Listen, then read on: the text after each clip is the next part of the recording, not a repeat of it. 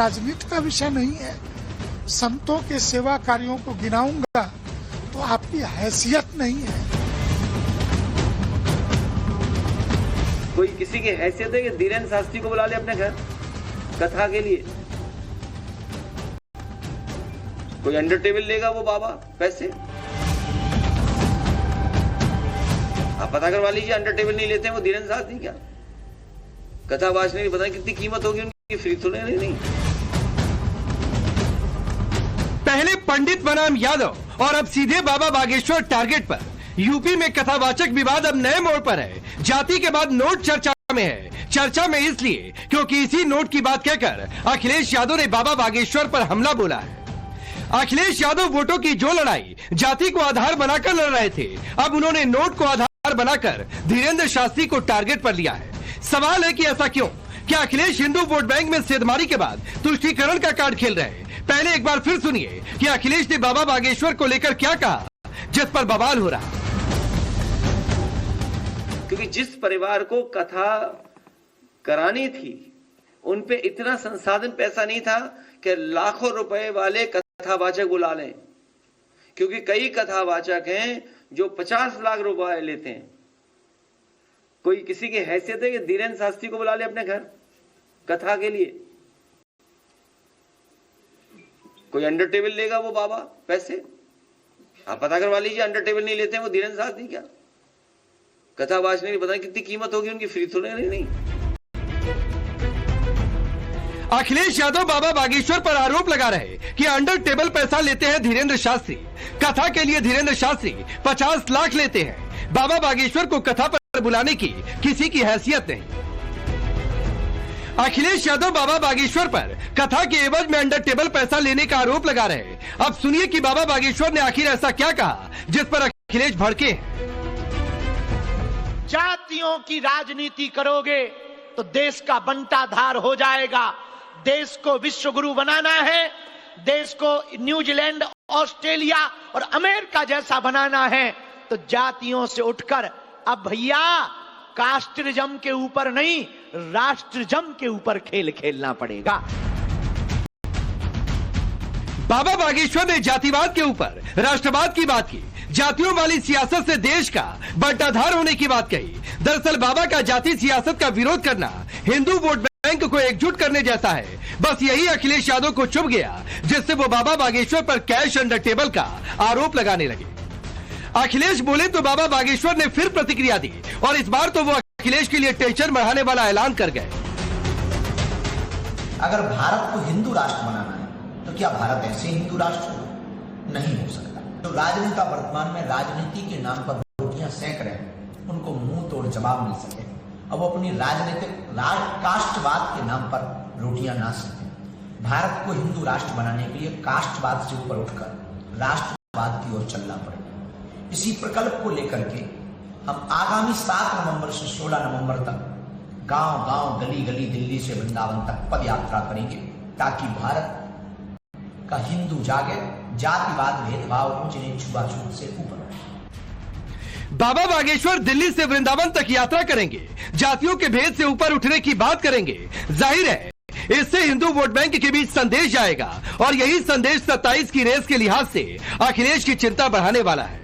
बस इसी चिंता में अखिलेश ने बाबा बागेश्वर पर हमला बोलते हुए अंडर टेबल कैश लेने का आरोप लगा दिया। अखिलेश के आरोपों पर संत समाज हमलावर है। स्वामी जितेंद्रानंद सरस्वती ने बाबा बागेश्वर के कैंसर अस्पताल से लेकर चैरिटी कार्य गिनवाए और अखिलेश के साथ उनकी पार्टी के बही खाते तक का हिसाब मांग लिया। एक दिन ब्राह्मणों को गाली देना है, दूसरे दिन किसी ब्राह्मण के घर जाना है, तीसरे दिन किसी कथावाचक को गाली देनी है, चौथे दिन किसी कथावाचक को अपने यहाँ बुला करके प्रेस कॉन्फ्रेंस करना है। तो एक कदम आगे 2 कदम पीछे, ये आपकी राजनीति हो सकती है।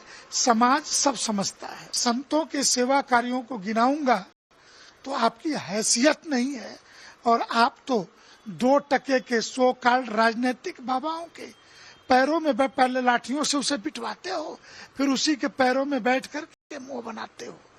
तो ये स्थिति है आपकी।